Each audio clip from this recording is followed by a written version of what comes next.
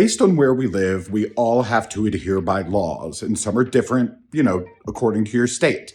For example, some states you can turn your kid forward facing at 1 year and 20 pounds, and in a handful of states the law is now 2.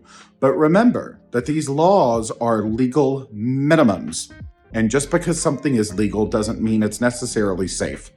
So, I'm going to let Holly talk about what we in the space refer to as best practice. Best practice is really about maxing out your stages. That means if your child is within the limits to stay rear-facing in their seat, keep them rear-facing. We want to stay in that mode as long as we can. It's exciting to see our child meet new milestones, but when it comes to car seat safety, every move up to the next stage is really a downgrade in safety. There's a few ways that you can know how long you can keep a child in a particular mode for whatever car seat you have. The first place to check is your car seat's labels.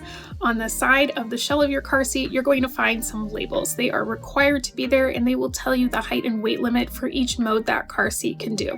For example, if a car seat is a convertible that rear faces and forward faces, you will see separate labels with separate weight and height requirements for those modes. The other place that you can check, and that often has a little bit more information, is your car seat's user manual. Here's an example of a user manual. It shows rear-facing limits and then forward-facing limits. And I just want to note that there's going to be overlap. Here you can see that it rear faces from 5 to 40 pounds, but forward faces from 22 to 65.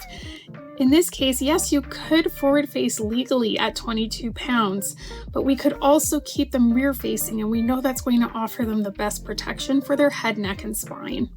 The reason I like checking the user manual is sometimes there is a third limit called a fit limit.